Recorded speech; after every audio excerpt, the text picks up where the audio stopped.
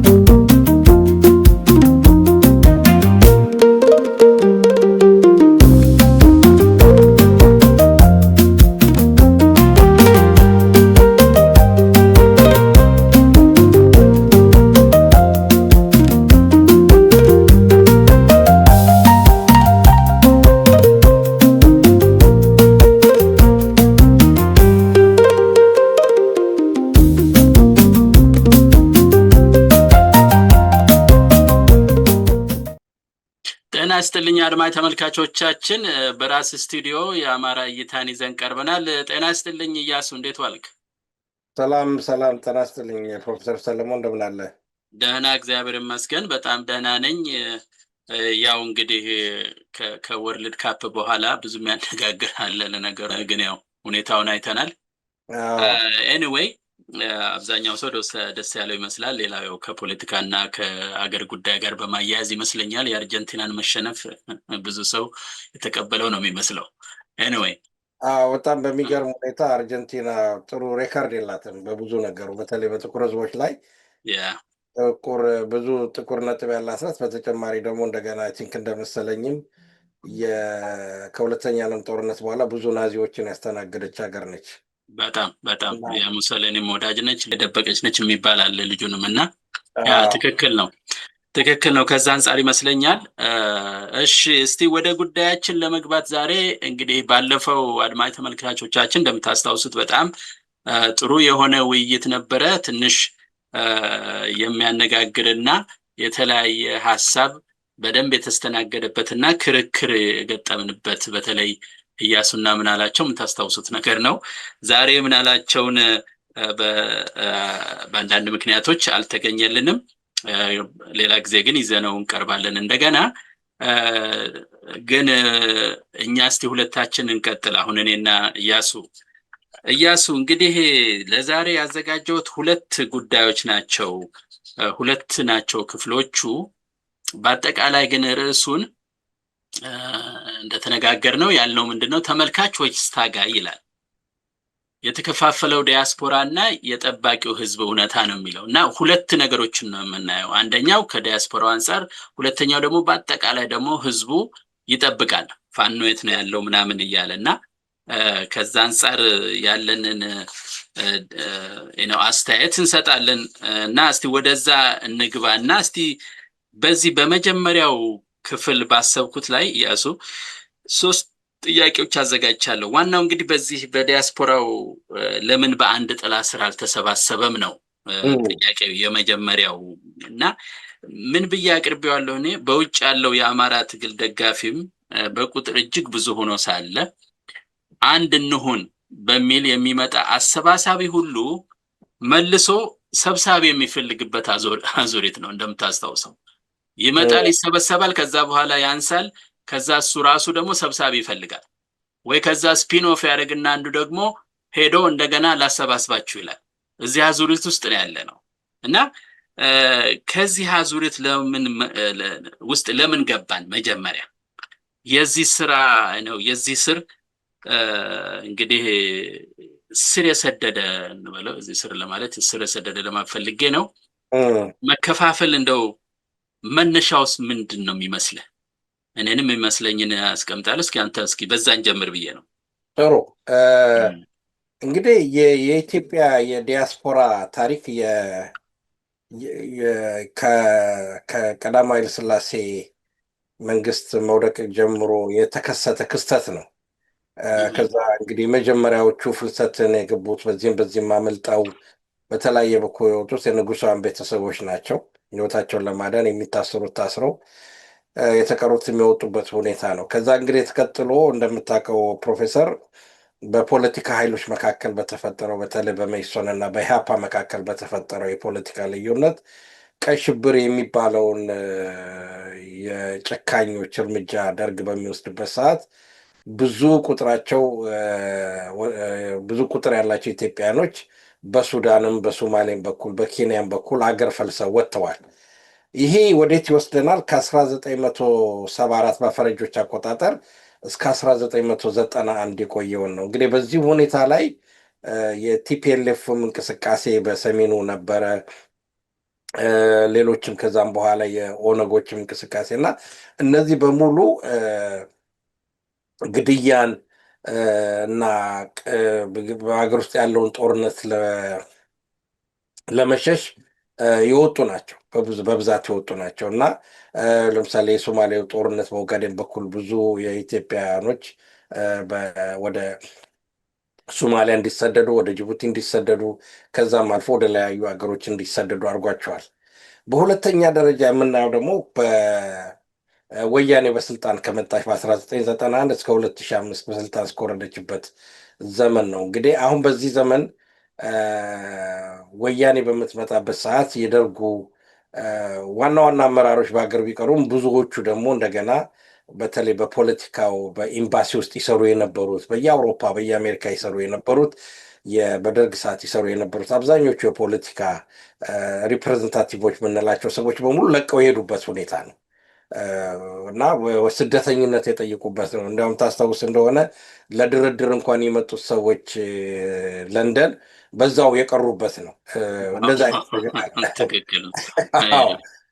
እንዲህ አይነት የመሰባሰብ ነገር አለ እና በሶስተኛው ደግሞ የምናስበው ከ2005 ጀምረ እስከ 2015 ነው እና እንግዲህ አብይ መጣ ከተባለ ጊዜ ጀምሮ ፖለቲካውን ለማገዝ የገቡት ሰዎች መልሰው የሸሹበት። ያው ለምሳሌ እንደ ጀዋር አይነቱ መጥቀስ ትችላለህ። እነ ልደቱ ዛሬ በስደት ላይ ያሉትን መጥቀስ ትችላለህ። እነ ገዱን መጥቀስ ትችላለህ። የመሳሰሉትን በዛ ዙሪያ ያሉትን ሰዎች መጥቀስ ትችላለህ እና አሁንም እስካሁን ስለዚህ አሁን ያለው እንቅስቃሴ ከ2015-18 ድረስ ዶሜስቲክ ሪፎርም ሙቭመንቱን ይሄ አገር ውስጥ ያለውን እንቅስቃሴ የሚረዱ ኃይሎች ግማሹ የገባበት ግማሹ የወጣበት ነው እና አሁን ባለው ሁኔታ ከ2020 ደግሞ እስካሁን ባለበት ሁኔታ ከዛ ተያይዞ የቀጠለ ነው። አሁን ይህንን በምናይበት ሰዓት የሚሰጠን ነገር አለ። ምንድን ነው? አንዳንድ ጊዜ ይገርመኝ ፍየልና ነብር አይነት ነገር ወይንም ደግሞ ስልህ እንደው በቀላሉ ማስቀመጥ ነው እንጂ አሜሪካ ሀገር ለምሳሌ ብትሄድ በደርግ ጊዜ ገራፊ የነበረው ሲገርፎ የነበረውን አሜሪካ አግኝቶታል። እንዲያውም አንዳንድ ኬዞች አሉ።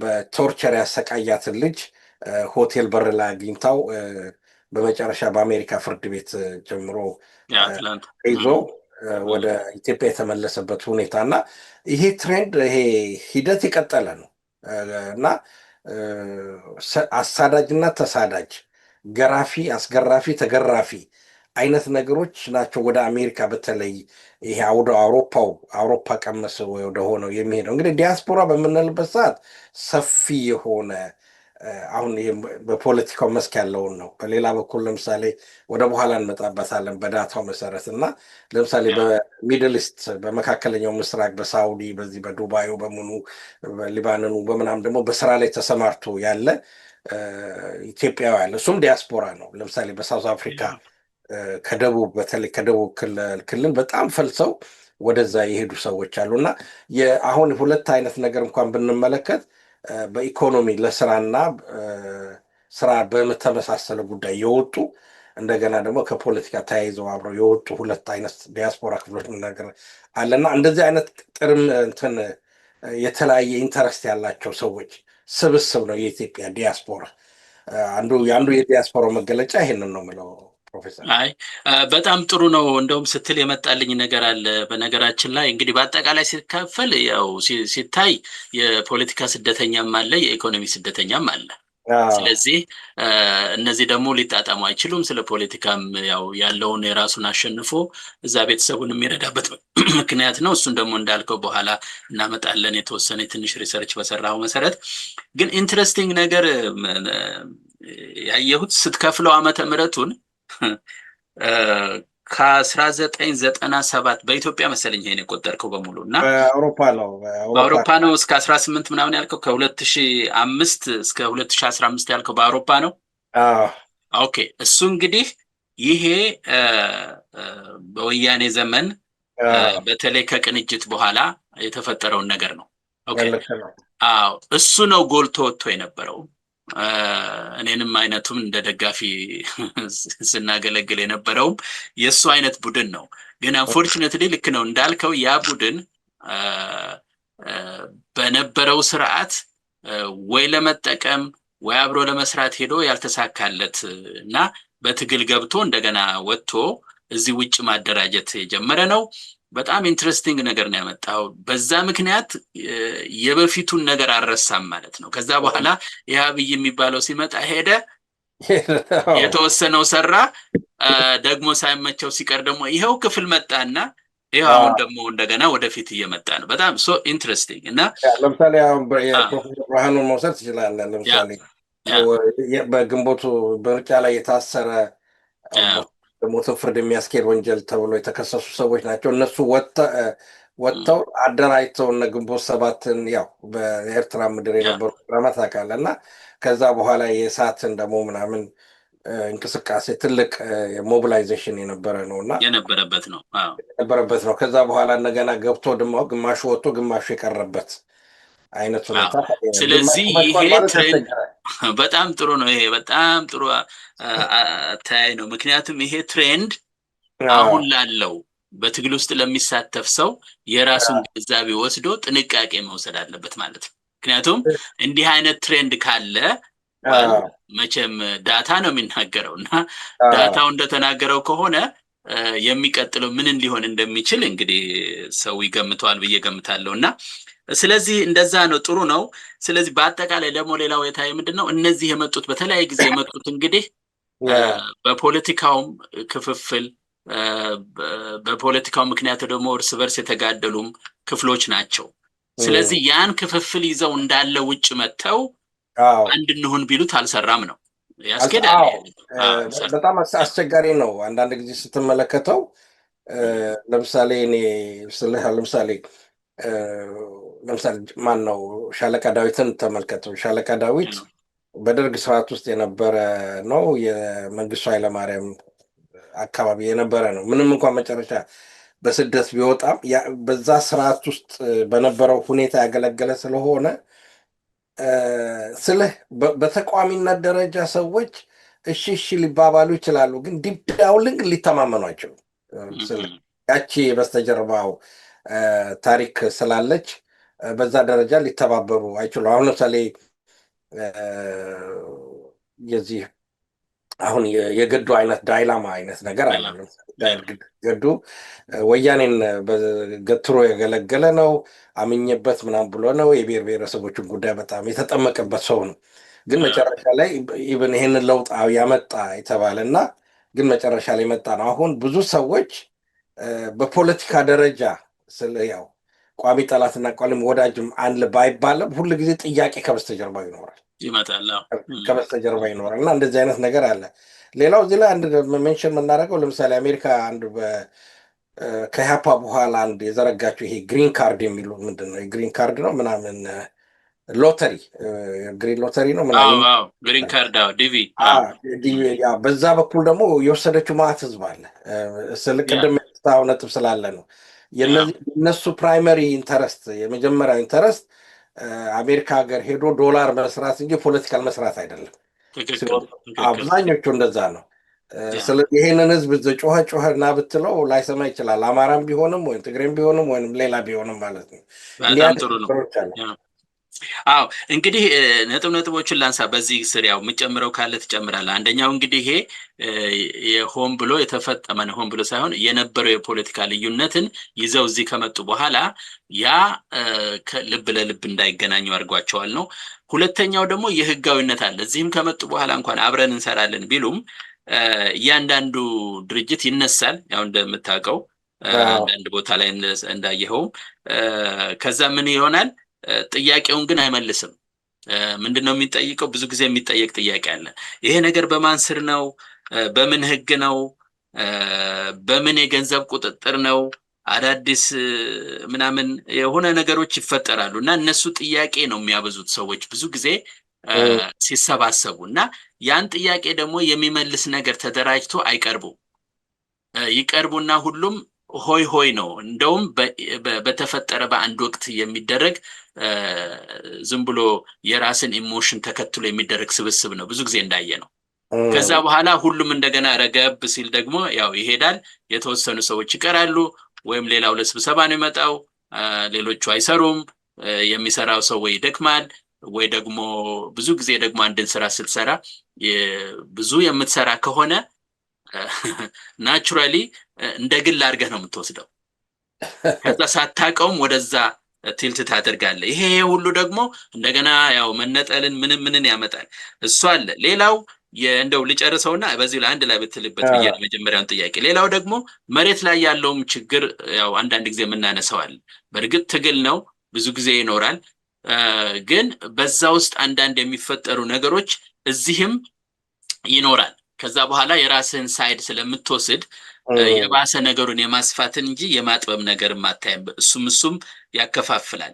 ሌላው ደግሞ የዲጂታል ይሄን እኔ እንደው በጣም መጥቀስ እፈልጋለሁ። ይሄ የዲጂታል አክቲቪዝም በቃ ወጥተህ ተናግረህ ይወጣልሃል። በቃ ልክ እሱ እንደታገልክ ነው የምትቆጥረው። ፎርማሊ ውጭ ወጥተህ ራሱ በተግባር ይሄኛውም ተግባር ቢሆንም ግን በሚታይ ፊዚካልም ልበለው አንዳንድ ጊዜም እስከሚሄድ የሚሄዱ አሉ። እንግዲህ አንተ ታነሳዋለህ በኋላ። ያን ከማድረግ ይልቅ እዚህ በመናገር ብቻ መርካትም ያለ ይመስለኛል። ከዛ አንጻርም በቃ ትናገራለህ፣ ትሄዳለህ። ሌላው ኦፍኮርስ የመረጃ እጥረት፣ በብዙ የመረጃ እጥረት አለ ሀገራችን ውስጥ። መረጃ ስለሌለ እዚህ የምታቋቁመው ድርጅት በሙሉ ዝም ብሎ በአየር ላይ ነው። የዛን የመሬቱን ነገር ያላገናዘበ ምናምን ይሆንና ታወጣለህ። ያው ብዙም ሰክሰስፉል አትሆንም እና ይሄ ይመስለኛል። እስቲ እንግዲህ አንተ በዚህ ላይ ቋጨው፣ እነዚህን ነጥቦች ይዘህ በመጀመሪያው ጥያቄ ላይ ቋጨው እስቲ። ጥሩ ነጥቦች አንስታል። ለምሳሌ የዚህ አደረጃጀትን በተመለከተ አሁን ትሬንድ ሆኖ የመጣው ምንድን ነው ስልህ፣ በአንድ በኩል የፖለቲካ እንቅስቃሴዎች ነበሩ። ለምሳሌ አሁን ትንሽ ምንም የተሻለ ውጤት ባያመጣም እንደ ግንቦት 7 አይነት የፖለቲካል እንቅስቃሴና የፖለቲካል ህብረትና አንድነት ነበረ። የፖለቲካል ዴፊኒሽን ያለው እንቅስቃሴ ነበረ። የራሱ ስህተቶችን ቢኖሩት ብሎ ባለስማማባቸው ነገሮች አሉ። ለምሳሌ ስልጣን ከሰሜን ወደ ደቡብ መምጣት አለበት የሚል፣ ከእንግዲህ በኋላ የአማራ የሀገር መንግስት መሪ ለመሆን ወይንም ደግሞ ለመሆን 2 ቋንቋ ማወቅ አለብህ የሚል በጣም ዲስክሪሚናቶሪ የሆነ ናሮ የሆነ የፖለቲካል ዴፊኒሽን ይዘው ይመጡበታል እና ያው የተሳሳተ ነበረ እና ያው በዛ ብዙ ችግር ተፈጥሯል መጨረሻ እንደምናየው። ነገር ግን ይሄኛው ለምሳሌ ልክ ይሄኛው ካለፈ በኋላ አብዛኞቹ በማህበር ነው የተደራጁት። ከዛ በኋላ ወጥ የሆነ የፖለቲካል ድርጅት አታይም። አብዛኛው በዚህ ማህበር በተለይ ደግሞ የለንደኑ እንደምሳሌ ጠቅስልሃለሁ እና አሜሪካ ለምሳሌ ብዙ ማህበራቶች አሉ። በየስቴቱም ሰፊ ነው። ማህበራት ይቋቋማል። ቅድም ያልከው ነገር አለ። ለምሳሌ አሁን ለንደን የማውቀው አንድ ማህበር አለ። አባትና ልጅ ናቸው የሚመሩት በባለቤትነት። ትልቅ የአማራውንም ሌላውን ህዝብ ማሰባሰቢያ ሊሆን የሚችል ኢንስቲትዩሽን የአባትና ልጅ አይነት ነገር ሆኖ ቤቱ ሻክቶ ኦልሞስት ከጥቅም ውጭ ወደ መሆንበት ደረጃ አለ። ሌሎችም ማህበራቶች አሉ ደግሞ የጦሱ ነው የጓደኞች ማህበር ነው። በቃ ኦልሞስት የጽዋ አይነት በለው ከዚያ ያለፈ ነገር የለም። እና የጽዋ ማህበር ነው። ያው ስለሚናበቡ ስለሚነጋገሩ አንዳንድ ጊዜ በዛ አካባቢ በሚቀርብ ንግድ ለምሳሌ እንደ እንጀራ፣ እንደ ጠጅ፣ እንደ ጠላ ወሬቨር በለው ከምትገኝ ገንዘብ የምትገኘውን ኢንተረስት ለማስጠበቅ በሙሉ ማህበር ብሎ አፍነው የያዙ ሰዎች አሉ። አሁን እነዚህ ማህበራቶች ደግሞ አርፎ አይቀመጡም፣ ወደ ፖለቲካውን ዘለው ይገባሉ ላለንበት ይላሉ። እና ፖለቲካ ወጥ የሆነ ነገር ፈጽሞ ሊመጣ አልቻለም።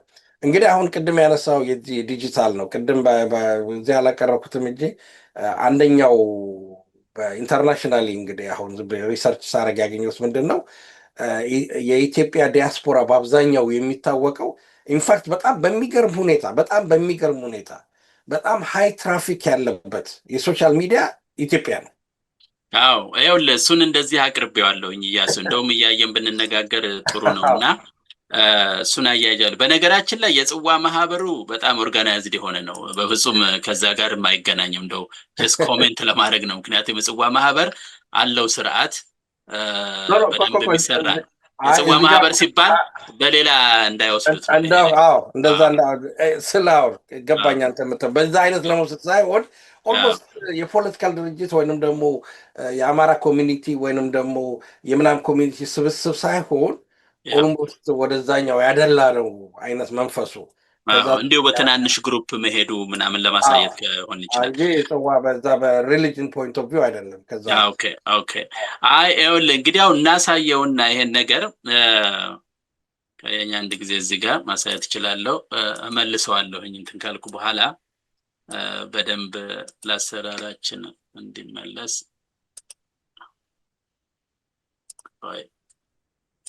ስላይድ ባይ ስላይድ አሳየዋለሁኝ። እንግዲህ የዲያስፖራውን ሁኔታ ስለሆነ የምናየው በነጥብ ላይ ስትደርስ ልታስቆመኝ ትችላለህ። የዲጂታል አጠቃቀም ነው ያልከኝና እዚህ ጋር ነው እንግዲህ ይሄ ነው ያው ቁጥሮቹ አሉ። በተለይ ቢያንስ እንደው ከ86 በላይ የተለያዩ ድርጅቶች አሉ ይላል ለምሳሌ አይደለም። እና የተለያዩ ድርጅቶች አሉ። ይሄን አንስተናል። አሁን አይታየኝም ለኔ። ኦኬ ይሄኛው ይኸውልህ እዚህ ጋር ላድርገውና የዲጂታሉ ይሄ ነው ከረከው ውስጥ። እሺ በጣም ትንሽ ነው የሚታየው። ኦኬ እኔ ላንብበው እዚህ ጋር የኢትዮጵያ ዲያስፖራ በዲጂታል ንቅናቄ ሶሻል ሚዲያ እጅግ ከፍተኛ ቢሆንም በተቃዋሚ አደረጃጀት ግን ደካማ ነው ብላል። ይህ ዝቅተኛ ደረጃ ያለው ዲጂታል ተሳትፎ የሰዎችን የተሳትፎ ስሜት ፍላጎት በቀላሉ ስለሚያረካ ወደ ከባድና ዘላቂ የገሃዱ ዓለም ተቋማዊ አደረጃጀቶች ለመግባት ያላቸውን ፈቃደኝነት ይቀንሰዋል ይላል። በዛ ሳትስፋይ ይሆናሉ ያለው ነው።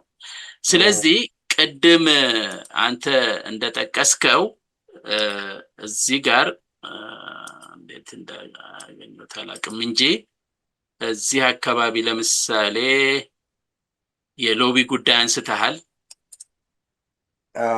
የገንዘብ ዝውውርን የመሳሰለውን አንስተሃል። ችግር የለውም፣ የተገናኘ ነገር ስለሆነ ልታነሳው ትችላለህ። ለምሳሌ እንበል ይሄን ማንሳት ትችላለህ። እስራኤልና ኢትዮጵያን አወዳድረሃል እዚህ ጋር ለምሳሌ ዲያስፖራውን በሚመለከት ተቋማት ብለሃል። ተቋማት የኛ የተበታተነ እነሱ ጠንካራ ነው ይላል መጀመሪያው። ከዛ ከመንግስት ጋር ያለው ግንኙነት ይላል እንደ መንግስትና የፖለቲካ ሁኔታ ይለዋወጣል የኛ ትላለህ። የነሱ ግን ያው ቋሚ ነው፣ በእስራኤልነት ነው። የፋይናንስ ትኩረቱን በሚመለከት የገንዘብ ዝውውርና ሰብአዊ እርዳታ ያመዝናሉ በእኛ በኩል። እነሱ ደግሞ ቦንድ ምናምን ያው አገሩን ገዝቶታል በየቦታው።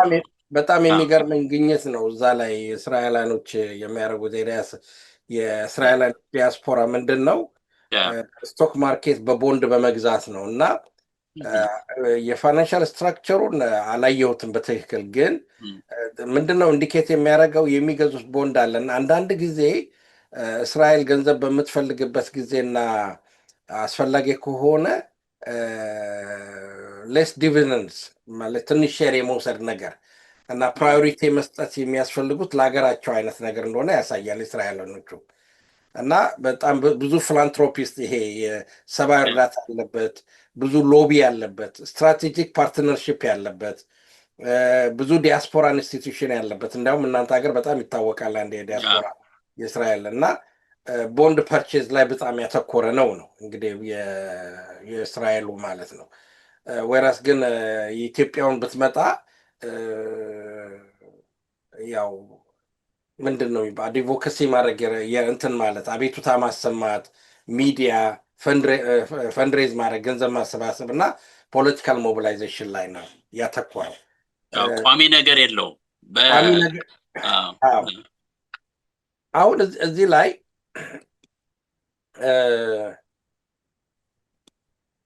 ምንድን ነው ሶስቱን ልጨምርልህ። አንዱ ደግሞ የፖለቲካ መግባባት ብለሃል እዚህ ጋር እኔ ጠቅለል አድርጌ እንግዲህ አቅርቤው ነው እዚህ ላይ ከዝርዝሩ ወደ እንትን እና የፖለቲካ መግባባት ላይ በኢትዮጵያ ዲያስፖራ አይታይም ብላ ቅድም የጠቀስናቸው ነገሮች አሉ።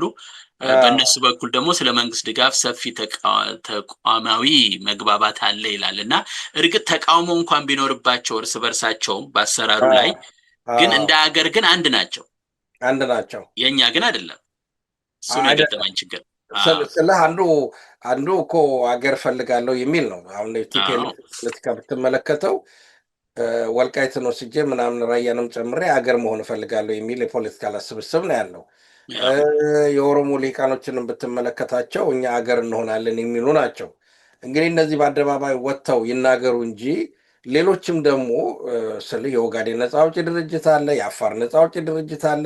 የነፃ አውጪ ድርጅት እኮ ማለት ክምችት እኮ ነን እኛ እንትን ሆነን ሚዜም ሆነናል። የነፃ አውጪ ድርጅት ሚዜሞች ሆነናል እና በአንድ ልንግባባ የምንችልበት ነገር የለም። እስራኤላኖች ግን ብዙ ጊዜ አሁን በተለይ ይሄ የእስራኤል ጉዳይን ያመጣሁበት ምክንያት ብዙ የአማራው ዲያስፖራ የአማራ ልሂቃን የአማራ አክቲቪስት የምትለው የእስራኤልን ሞዴል መከተል ይወዳል። ዋን ወይ አናዘር ከታሪክም አንጻር ከመጽሐፍ ቅዱስ ግንኙነቱን ካለው አንጻር ተመራዝሮ የእስራኤልን ሞዴል ይከተላል።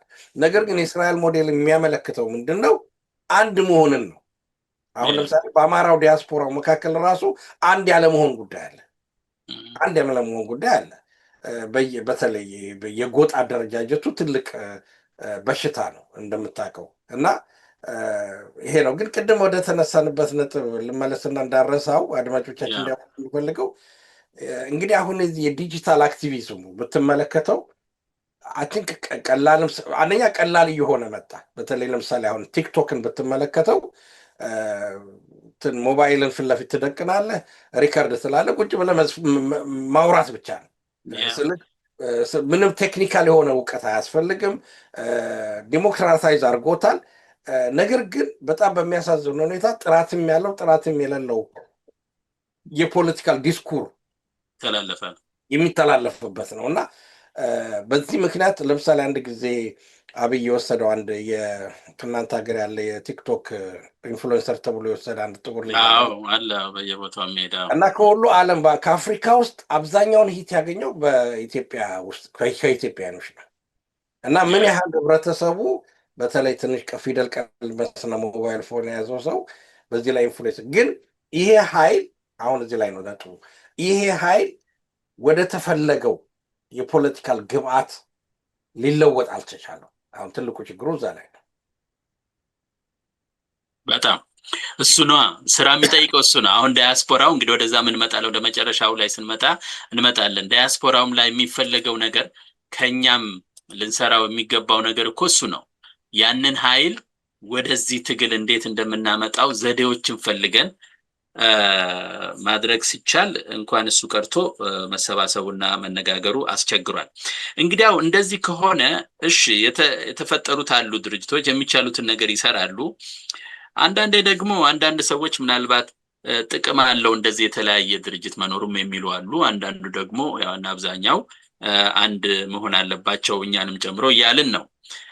ግን ከጥቅም አንጻር ነው የሚታየህ ነገር አለ ወይስ እንደው ትግሉን ያዳክማል እንጂ ይሄ በምንም ተአምር ጥቅም ሊኖረው አይችልም የሚል ሐሳብ አለ? እስቲ እንደው ወደ ሁለተኛው ክፍል ከመሄዳችን እንግዲህ አሁን የዚህ የዲያስፖራው የሚዲያ የዚህ የዲጂታል ሚዲያው አጠቃቀሙ አንደኛው ችግር የፈጠረው ምንድነው? ከዚህ ያው የሚዲያው ብዙ ተከታይ ባለ ቁጥር ፋይናንስ ምንጭ ነው፣ የኑሮ ምንጭ ነው።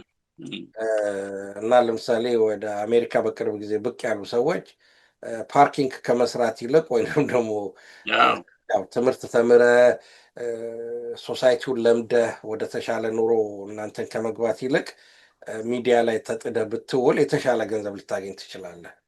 ሌላ ነገር እና በዚህ ምክንያት የገንዘብ ምንጭ የመሆን ጉዳይ ነገር አለ። የሚዲያው የገንዘብ ምንጭ የመሆን ጉዳይ አለ።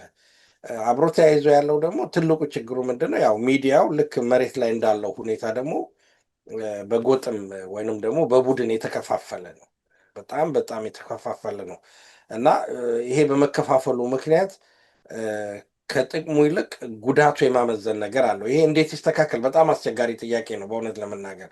እንዴት ይስተካከላል የሚለው ነገር ስልህ ያለህን ጠላት አንድ የፖለቲካ ጠላት አለህ።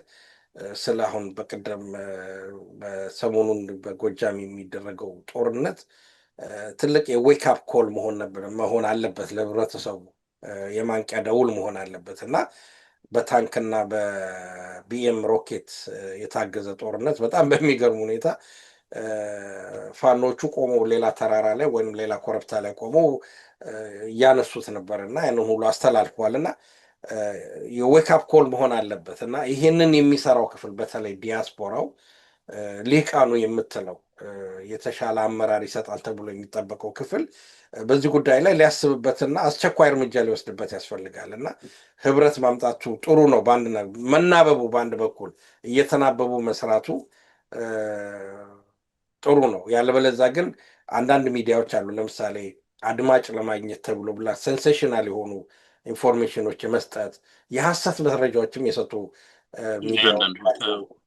አንዳንዶቹ ደግሞ ያልተጣራ መረጃ የሰጡ ሰዎች አሉ። ኢቨን የተጋበዙትን እንግዶች ሁሉ የሚያሳስቱ ሰዎች አሉ እና በጣም የነችኩል ቤት ነው። ብዙ ነገር የምታይበት ሜስ አለ እና በዚህ በኩል ትልቅ ለውጥ እና ጥንቃቄ የሚያስፈልገው ነገር ነው።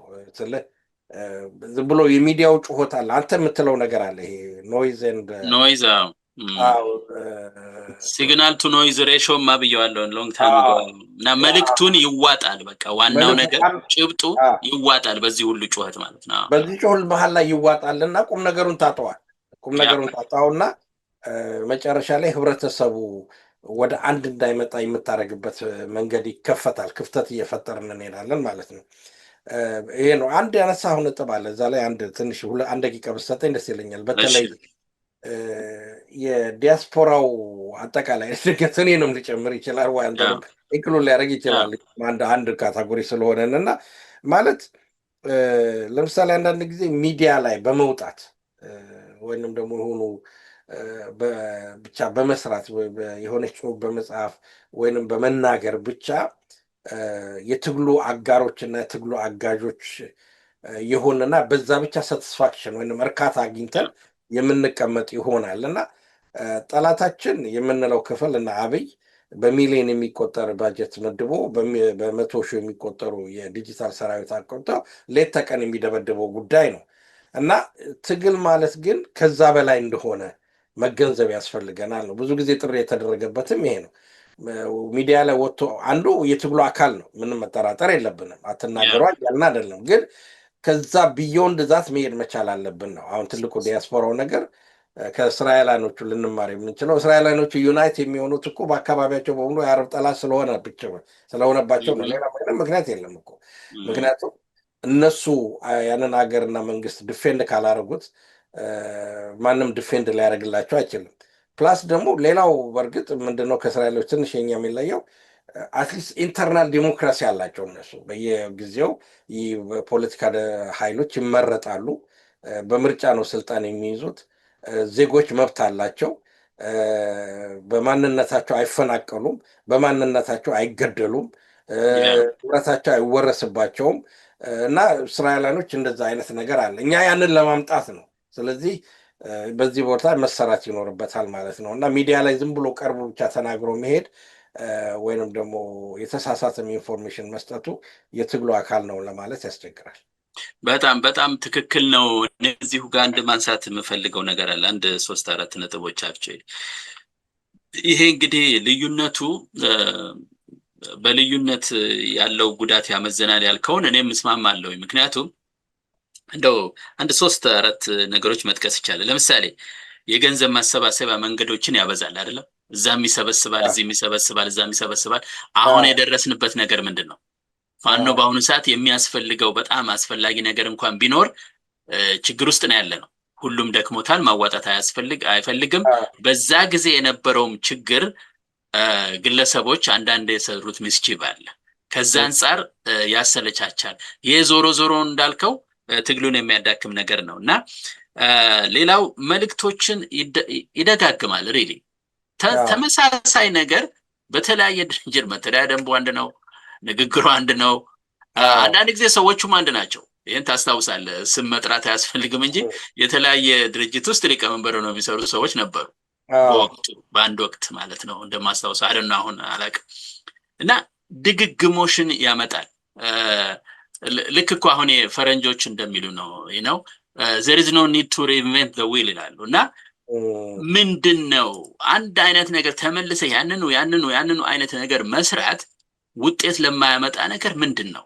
ሰውስ የሚከተለው ለምንድን ነው? አብረን ማስተካከል ያለብን ተመሳሳይ ነገሮች ከሆኑ በቃ መተው ነው። ከዛ እንዳልከው አባትና ልጅ እንዳልከው ይቀሩ እንደሆነ አላውቅም።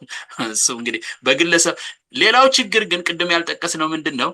እዚህ በተለይ አሜሪካን ሀገር እናንተም ሀገር ሊኖር ይችላል። እዚህ አሜሪካን ሀገር ነን ፕሮፊት ኦርጋናይዜሽን ለማቋቋም ከፈለክ በአብዛኛው ስቴት፣ ለምሳሌ ነው ያለሁበት ስቴት፣ አንድ ሰው ሊያቋቁመው ይችላል። ችግር የለው።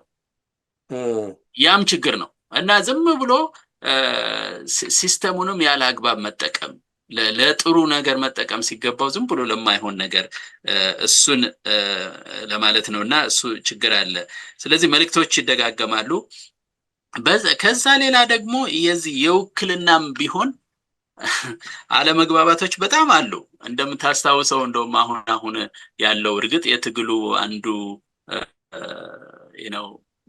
ፈተና ቢሆንም ፋኖ መጣ፣ ወደ አንድ መጣ፣ ከዛ በኋላ እሱ ሰራ ስትለው ደግሞ አሁን በመካከል አንዳንድ ነገር ተፈጠረ ይባላል። ከዛ ሰዎች ቀዳዳ ያገኛሉ። ከዛ እዚህም እየተነሳ ተወክያለሁ ይላል።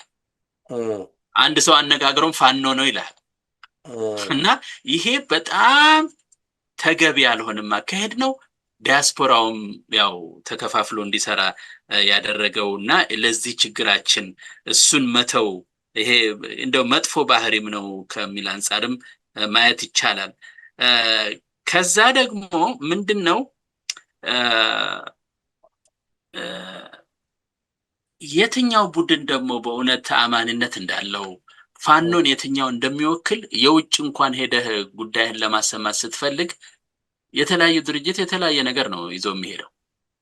የአማራውም ውስጥ በራሱም የተራሱ አለ፣ ራሴ ካላረኩት የሚል ነገር ስላለው፣ ሌላው ደግሞ አለ እንደ ቅድም እንደጠቀስከው ሌላ ሀገር የሚፈልጉ ማለት ነው። ኢትዮጵያንን የማይሉ እነሱ ደግሞ ሌላ አላቸው እና ይሄ ሁሉ ብናል እና በዛ ምክንያት ይመስለኛል። እና ይሄን እንግዲህ ለመቋጨት ይሄን ክፍል አንድን ለመቋጨት በዚህ መንገድ አቅርቤዋለሁ። እንደው እንደ መፍትሄም ካለ በውጭ ያለው ኃይል በራሱ መሃል ያለውን የሐሳብ ልዩነት አቻችሎ መሄድ ካልቻለ እንዴት ነው መሬት ላይ ያለውን ኃይል ሊደግፍና ለውጥ ሊያመጣ የሚችለው የሚል ጥያቄ አለኝ። ምንድነው ራሱን የመነጋገርን ነገር አቻችሎ ራሱን መምከር ሳይችል እንዴት ነው ያኛውን ምትመክር የምትችለው ማለት ነው? አይ በእርግጥ የኛ የዲሞክራሲ ባህልም አንዱ ነጸብራቅ ነው ስልህ እንደው ለጨዋታ ያህል ለጨዋታ እንጂ ሁሉም እንደዛ ነው ማለት አይደለም። እየተኮረኮመ ያደገና ዝም በል እየተባለ የኖረ ሰው አደልትም ቢሆን ብዙም ለውጥ ላያመጣም።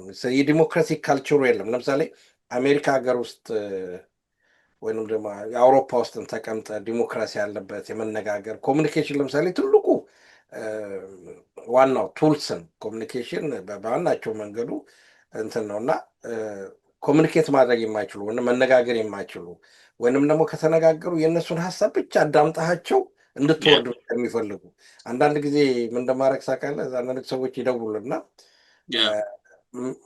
መልስ ከኔ እንደማይጠብቁ አውቃለሁ። ስለዚህ ስልኩን ኦን አደረገውና ዝም ብዬ አዳምጣቸዋለሁ ሌላ ስራ እየሰራሁ። ከአንድ ሰዓት ተኩል በኋላ ካወሩ በኋላ ብዙ አወራን እንዴ ብለው ደግሞ ወደ ሌላ ቦታ ይገላግሉኛል። እና እንዲህ አይነት የዲሞክራሲ ካልቸር ያለመኖር አንደኛው ትልቁ በሽታ ነው እና ራሳችንን ኤግዛምን ራሳችንን መፈተሽ ሊኖርብን ያስፈልጋል። እና ይሄ በአሜሪካ ሀገር ኖረህ ወይም በእንግሊዝም ሀገር በጀርመንም ሀገር ኖረህ የዚህን ዲሞክራሲን ባህል አለመልመዱ በጣም ከባዱ አስተዋጽኦ ያደረገበት ነገር ነው። እና ግን ከዛ በፊት አንድ ነገር ሳረሰው የምለው ነገር አለ።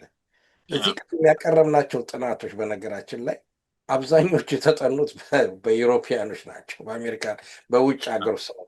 የኛ ዝም ብሎ ጥናቱን ኤክስትራክት አረኩት እንጂ እንትን አይደለም። እና የሚያሳየው ምንድን ነው? ለምሳሌ ምንድን ይላሉ? የኢትዮጵያ ዲያስፖራ የተበታተነ ነው፣ ዲስኦርጋናይዝድ የሆነ ነው፣ ትኩረቱ እዚህ ላይ ነው ሲልህ ሌላው ክፍል እያወቀህ ነው ማለት ነው፣ አንብቦሃል ማለት ነው፣ ተረድቶሃል ማለት ነው። አየህ ሎቢን በምትሄድበት ሰዓት ለምሳሌ ስለ አንዳንድ ጊዜ አንዳንድ ሰዎች የተወሰኑ ሰዎች ብቻ በሎቢነት የሚታወቁ አሉ። ወይንም ደግሞ እዛ ድርሽ እንዳትል ያደርጉሃል። ወይንም ህብረት ፈጥረው ተማክረው ድርጅት ፈጥረው የሚንቀሳቀሱበት አይደለም። ያ የሎቢ ድርጊቱ የነሱ የወደፊቱ የስልጣን ካርድ የሹመት ካርድ አይነት ነገር ነው እኔ የማስበው። ብዙዎቹ ሰዎች የሚያስቡት ከታላቅ ይቅርታ ጋር ብዙዎቹ ዲያስፖራ የሚያስቡት ምንድን ነው? የታየው ትሬንድ ነው። ቅድም ያልከው ነገር አለ። ቅድም ስንመለከት ይሄ ከዘመን እየመጣ እየተሸጋገረ የመጣ ነገር አለ። ለምሳሌ አሁን አዲስ መንግስት አሁን ለምሳሌ ፕሮፌሰር ብርሃኑ አለ። ያችን ካርዱን ተጠቅሞ የፖለቲካ የግንቦት ሰባቱን ካርድ ተጠቅሞ የራሱን ጊዜ ማቋቋመ፣ ከስርዓቱ ጋር ተለጠፈ፣ የትምህርት ሚኒስቴር ሆነ። አየህ ያችን ካርድ ይዞ ነው የሄደው። ለምሳሌ ብርሃኑ ሊቀመንበር ባይሆን ኖሮ ወይ ሁለተኛ ሶስተኛ ሰው ቢሆን ኖሮ ያንን ካርድ ሊጠቀምበት አይችልም ነበር። ሌላ ሰው ቢሆን ኖሮ በሴም ሎጂክ አሁንም ይሰራል። በሴም ሎጂክ ለምሳሌ ወደ አሜሪካኖች ሲካሄድ ወደ እንግሊዞች፣ ወደ ጀርመኖች፣ ወደ ተለያዩ ሀገሮች በሎቢነት በሚካሄድበት ሰዓት አብዛኞቹ የሚያስቡት እዚህ ላይ ጥሩ የሚሰሩ ሰዎች የሉም እያልኩ አይደለም። የሚሰሩት ግን ያቺ ካርድ የመጠቀም ነው፣ ፊት የማሳያ ነው። ይሄ ነው ትልቁ ችግሩ፣ የኢጎ ጉዳይ ነው። ነገ ኢትዮጵያ መንግስት ቢለወጥ ነገ በሽግግር መንግስቱም በምኑም ቦታ ለማግኘት ያ ካርድ ያስፈልጋል። አይ ህብረቱም አይፈጠሩ አንዱ ምክንያት ይሄ ነው። አይ እኔ ነኝ መሆን ያለብኝ። ስለዚህ አሁን እነዛ ሰዎች ቀድሚያችን ካርድ ይዘው ይሄዳሉ ማለት ነው። በሚዲያም የመቅረቡ ጉዳይ ቅድም የተነጋገርነው ከራዳር ውጭ ላለመሆን ነው። ለዚህ ነው አሁን ለምሳሌ በተፈጠረ ህብረት ላይ መስራት አይፈልጉም። ምክንያቱም በተፈጠረ ህብረት ላይ የማህበሩ ድምፅ ይኖራል። የማህበሩ ዲሞክራቲክ አሰራር ሊኖር ይችላል። ከማህበሩ ተጠያቂነት ሊኖር ይችላል። ግልጽነት ሊኖር ይችላል። ኢሌክሽን ሊኖር ይችላል። የተሻለ ሰው ሊመጣ ይችላል። እንድ ሰው ስለዚህ ያንን አይፈልጉትም። በተናጥል ብቻ በሎቢ በምናምን እየሰሩ የሚያካሄዱት ነው። እና በነገራችን ላይ ይሄ በውጭም ሰዎች በጣም ኦብዘርቭ የተደረገ ባህሪያችን ሆኗል። እና ድንገት በትግሉ ውስጥም ይህን ያህል ጠንከር ያለ ጡንቻ ልናሳርፍ ያልቻልነው በዲያስፖራ መካከልም ያለው ሁኔታ አንዱ ከዚህ የመነጨ ነው ብዬ ነው የምገምተው። ስለዚህ ዞሮ ዞሮ ይሄን ነገር እስካልተስተካከለ ድረስ ድንገት መንግስት ሊለወጥ ይችላል። ስለ የአብይ መንግስት ቋሚ ምንም ሌላው ሸምግሎን በሞት ሊሞት ይችላል። እሱ ችግር የለውም። ግን የሚቀጥለው መንግስት ለመመስረት ከፈለግ ካሁኑ ካልተደራጀ፣ ካሁኑ ሲስተማቲክ የሆነ ዩኒቲ ካልፈጠርክ፣ ካሁኑ እቅድ አውጥተህ ክሬዲቢሊቲ ካላበጀ፣ ክሬዲቢሊቲ ቦስ ሳይድ ነው። ለምሳሌ በውጩም ዓለም በውስጥም ባለው እንቅስቃሴ ነው። እና ቅድም ላልከው ነገር ምንድን ነው እዚህ ጋር እነሱ ህብረት አሁን እኔ እንደውም አነሳው ነጥብ አለ። አብረን እየሰራን የተወሰኑ የፋኖ እንቅስቃሴዎችን አጥብቀው የሚደግፉ አካሎች ነበሩ እና እነዚህ ግለሰቦች ስለ ትልቁን ስዕል አይተው ኢትዮጵያን ወይም ደግሞ አማራውን በትልቁ ፒክቸር አይተው ከመስራት ይልቅ ራሳቸው በምሁርነት ደረጃ ተቀምጠው አሁን እዚህ ላይ ምሁር በምልበት ሰዓት በዚህ ደረጃ የተቀመጡትን እንደ ዶክተር እንደ ፕሮፌሰር አይነቶቹን ጭምር ነው። በዛ ደረጃ ያሉት ተቀመጡ ሰዎች በዛ አይነት ደረጃ ላይ ሄደው ወርደው ስታገኛቸው ሊሰጡት የሚችለው ምክር እታች ያለውን የሚያበላሽም ጭምር ነው።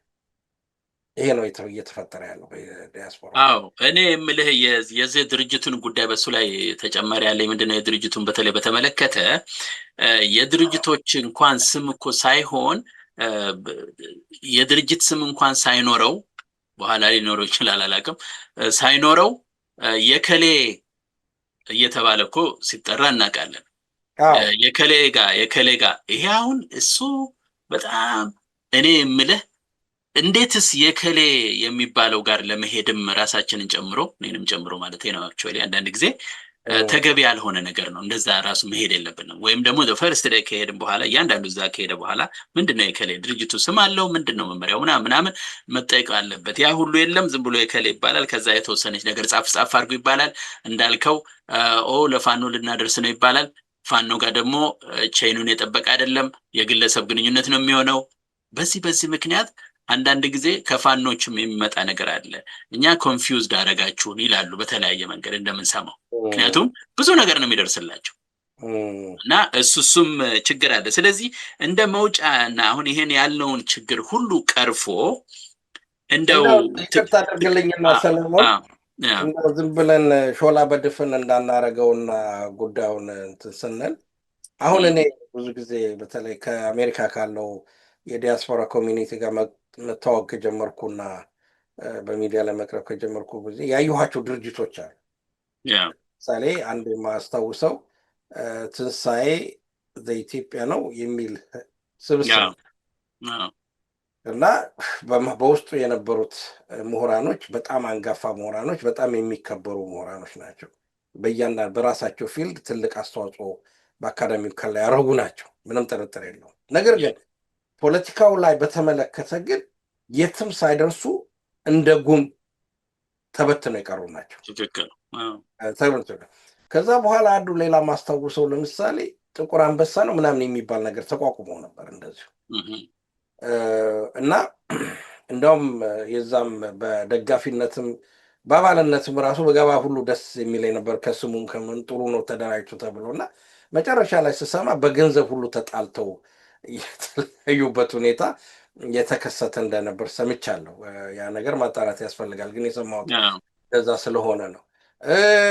ከዛ በኋላ ለምሳሌ አሁን በሌላ በኩል ደግሞ አንድ አምባሳደር ኃይለመስቀል አነስም በሱ ያደራጀ ብርሃነ መስቀል የሚባል ሰው አደራጅተው ተብሎ በዛ አሁን ያ ግድ የለም ግለሰቡ ኢኒሼቲቭ ወስዶ ድርጅት ማደራጀቱ ጥሩ ነው። ግን ድርጅቱን ወጥ የሆነ ስም ሰጥቶ ዲሞክራቲክሊ የስራ አመራርን መርጦ የስራ ፖሊሲዎችን መርጦ የራሱን ማኒፌስቶ ቀርጾ እንዴት እንደሚሄድ ለህዝብ አሳውቆ የሚሄድ ቢሆን ጥሩ ነው።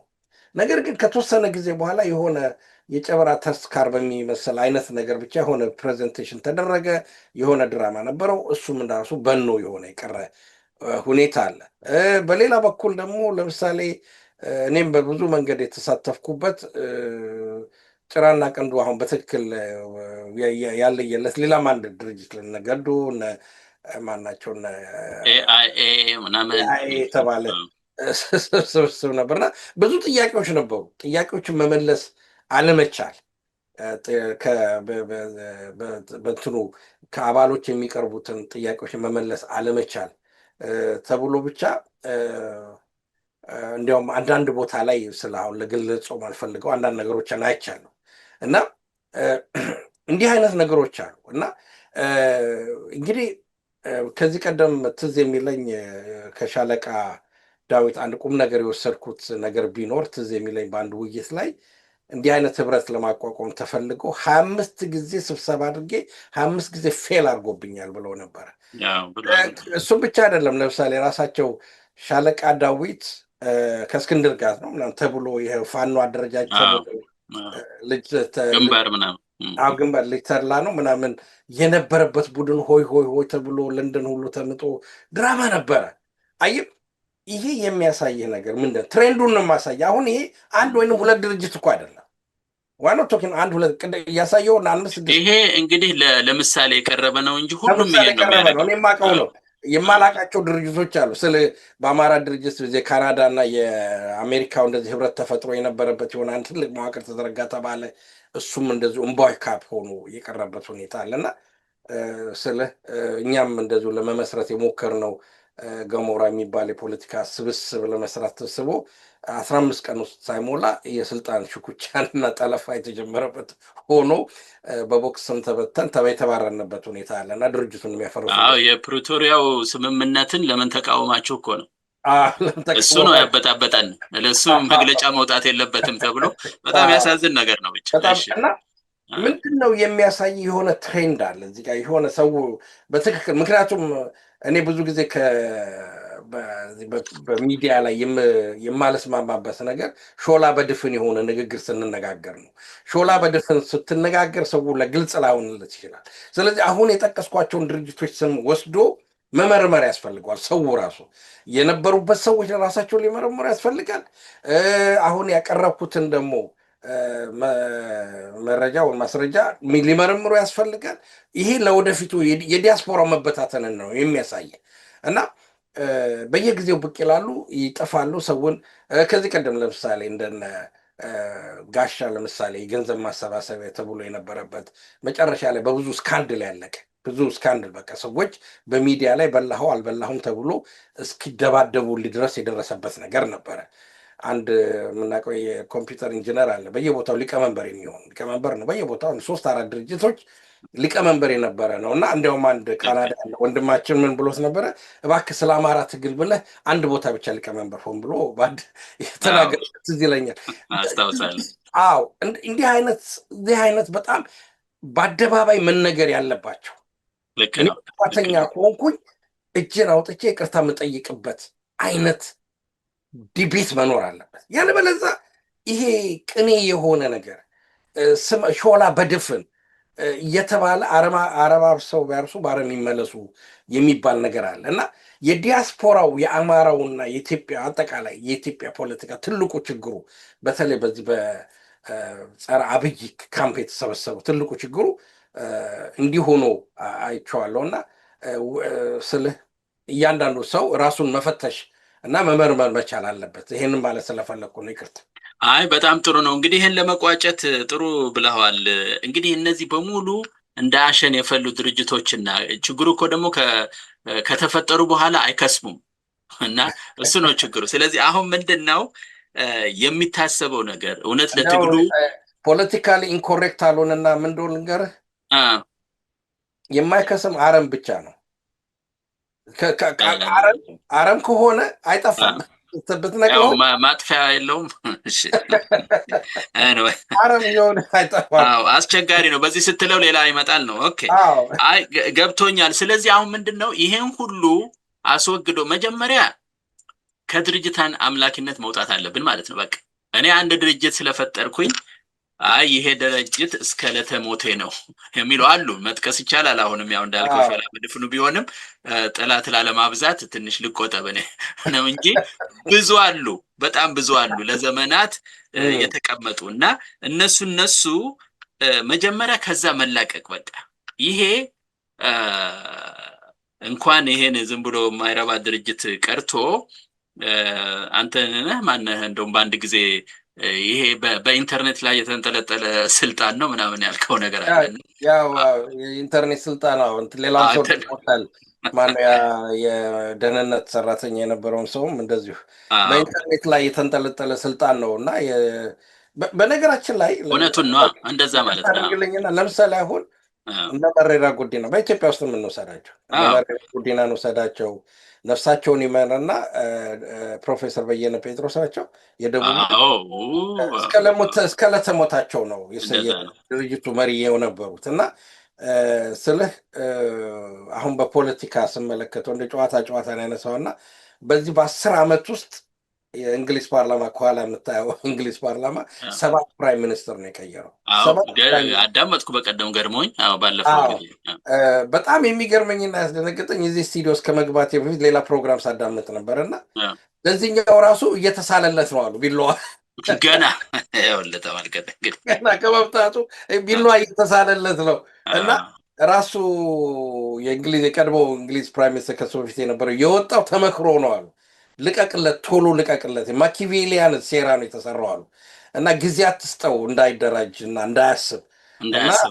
አዎ እና የሆነ የማይረባ ፖሊሲ አውጥቶ ስለ እኔን ማስደንግጦኛል እንኳን እንግሊዙን ቀርቶና ልልህ የፈለግኩት ምንድነው የሰለጠነው ዓለም ካልተስማማና ካልሆነ ኦኬ በቃ ካልከፍ ብሎ ወጣ ብሎ ይሄዳል። የኛ እስከ ለተሞት ነው በቃ እስከ ለተሞት። አሁን ከዚህ የምን ኤፋኮ ነው ምን የሚሉት የኦሮሞ ኦፌኮ የመራራ ጉዲና ደብረ ጽዮንንም ውሰደው። ሁሉም ነው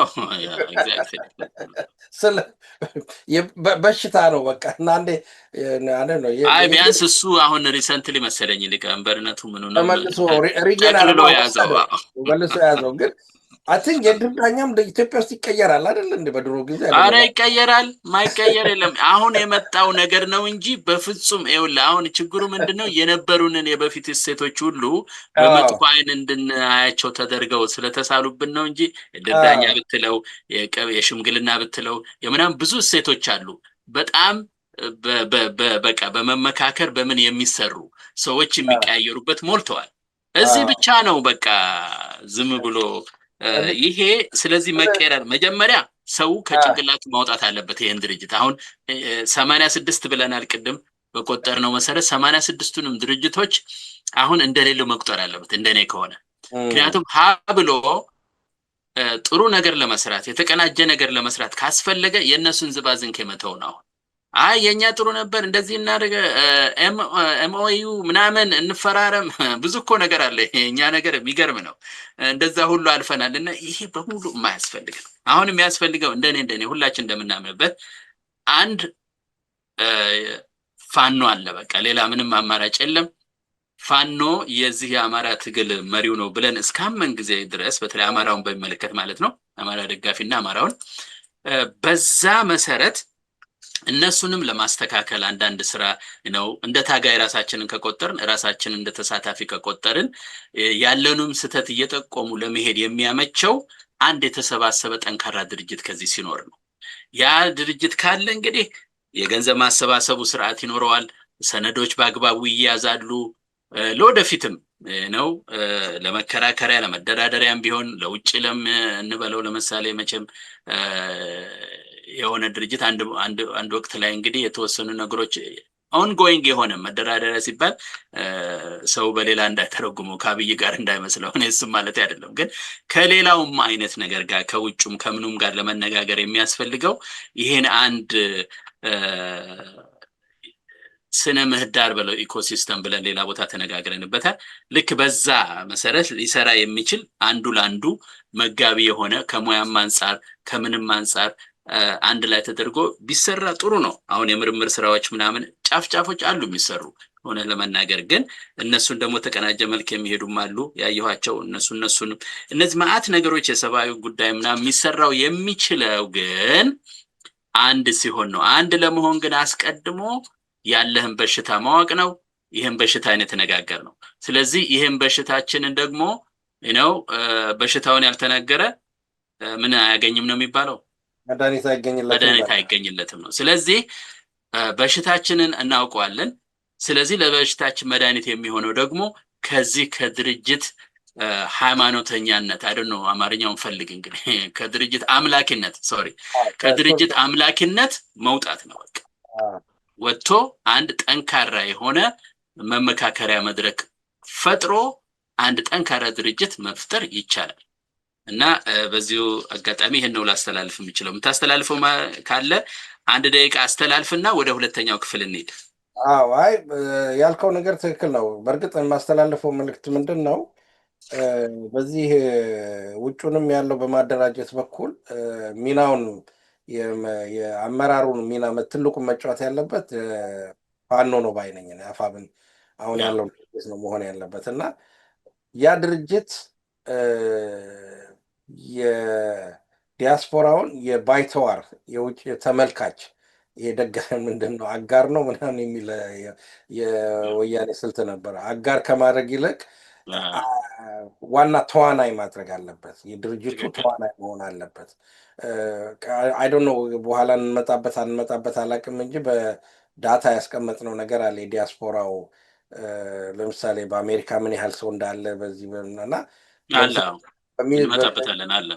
በሚድል ኢስት ውስጥ ከ1.3 ሚሊዮን የሚደርሱ ኢትዮጵያኖች አሉ እና ከዛ ውስጥ እንግዲህ እንደው 200-300 ሺህ እንደው 400 ሺህ እንኳን በዚህ ከአማራ ክልል የወጡ ቢሆኑ ብዙዎቻችን እህቶቻችን ቢሆኑ እነሱን በፋኖነት አባል መመልመል፣ ማደራጀት፣ ማንቃት የመሳሰሉት ነገር ማድረግና ከዛ የሚገኘውን በወርም $5 እንኳን ቢሆን ወደ ለትግሉ ቻናል የሚያደርጉበት መንገድ መፈጠር መቻል አለበት። ይሄ የድርጅት አሰራር ነው። ድርጅት አሰራር ከሌለ በእንደዚህ አይነት መንገዱ የትም ልትሄድ አትችልም እና አውሮፓም አፍሪካም በምናምን ያለ ናቸው እና አንዳንድ ጊዜ ለምሳሌ አንድ ድርጅት ስሙን አልጠራውም ዝም ብሎ አምቢሸስ ይሆናሉ። ለምሳሌ ድርጅት አባል ሲሆን ምናምን በቃ እያንዳንዱ አባል $5 መክፈል አለበት ምናምን ይሉሃል።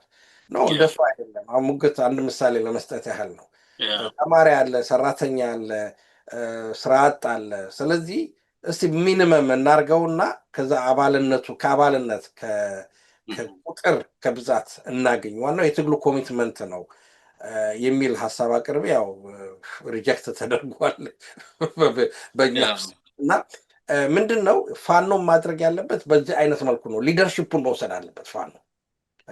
የፋኖ አመራር የውጩንም የኃይል የማደራጀት ሪሶርሱንም የመጠቀም ዲፕሎይ የማድረግ በሚዲያ ዲፕሎይ የሚደረገው በሚዲያ በዚህ በዲፕሎማሲው ዲፕሎይ የሚደረገው በዲፕሎማሲ በፋይናንስ ዲፕሎይ የሚደረገው በፋይናንስ እንዲሁም ደግሞ በተጨማሪ ደግሞ ስለሄ ሎቢ በምና የሚያደርገው በቃ ትክክል። ለምሳሌ አሁን በጣም የተከበሩ ስራተ የተናገሩት ነገር ነበር። አውሮፓ ሲሄዱ በሚል እናንተ ተበታትናችኋል፣ አንድ አይደላችሁ ይሉኛል። በጣም አሁን እሳቸው በእውነት እኔ አንዳንድ ጊዜ ከሞኝ ደጅ መፎር ይቆረጣል ይባላል እና ፊት ለፊት ያለ ትልቅ ሴት ናቸው እሳቸው፣ ትልቅ ሀብት ናቸው እና እሳቸውን በአግባቡና በትክክለኛው በሚመጥናቸው ክብር በሚመጥናቸው ቦታ ሪኮግናይዝ አድርገህ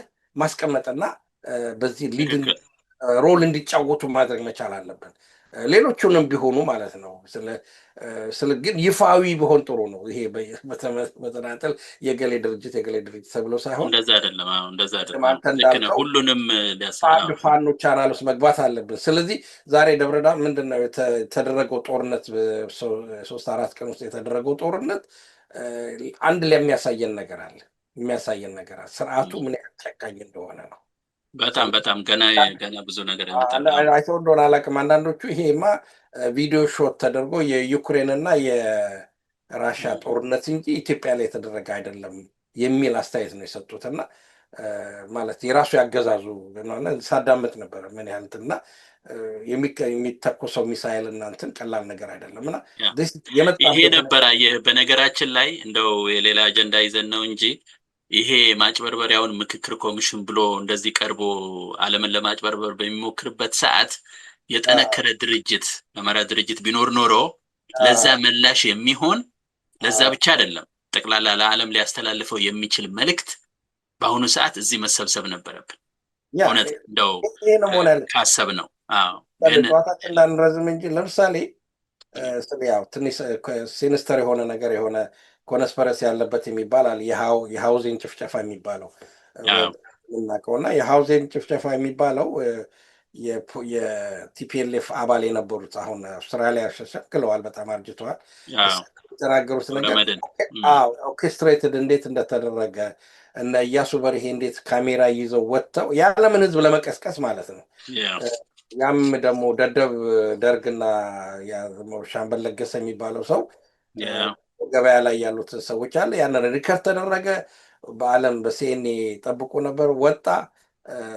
ይሄንን ማገዛት ሰው በላ ነው። ግን አሁን እኮ የምታየው ነገር እኮ አዶ ነው። ቪዲዮውን አይተው እንደሆነ አላውቅም፣ በየሶሻል ሚዲያው እየተላለፈ ነው። ልክልሃለሁ በኋላ እና ዩክሬን ላይ የሚደረግ ጦርነት ነው የሚመስል በዩክሬንና በራሽያ መካከል የተደረገ ጦርነት ወይንም ደግሞ ኢራቅ ላይ የሚተኮስ ሚሳይል ነው የሚመስለኝ እየተተኮሰ ያለ። ይሄ ዓለም ዛሬ ጮሆ መናገር የነበረበት ሰዓት ነው። የዲያስፖራው ስራ እዚህ ላይ ነው ፈተናው። አሁን ቅድም ያልከው ነገር ይሄን ነው እና ላሳጥር ብዙ እንዳንሄድበት። አይ ለሳጥረው ገና እንመለስበታለን በዚህ ጉዳይ ላይ እንጂ ይሄ የሚያነጋግር ነው። ያው እነሱም ወር ይቆያሉ ተብሏል። ስለዚህ ለዛም ልንደርስ እንችላለን።